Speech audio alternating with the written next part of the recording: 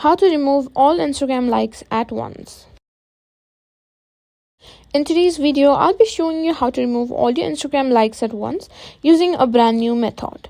If you want to clean up your account or start fresh, I've got you covered, so let's dive right in. First things first, open your Instagram app and make sure you're logged into your account before we begin. Once you're in the app, simply tap on your profile and tap on the three horizontal lines at the top right corner. From there, simply click on your activity. Now here you can see all the interactions. Simply click on likes. Here you'll see a list of all the posts you've liked. Now if you want to remove by seeing one by one, simply tap on the post that you want to remove. Simply click on it and simply unlike it. Now if you want to remove all by once at a time, simply click on select at the top and simply select all the videos that you want to remove the like for and simply click on unlike. And that's it. That's how you can simply remove all Instagram likes at once using the latest method.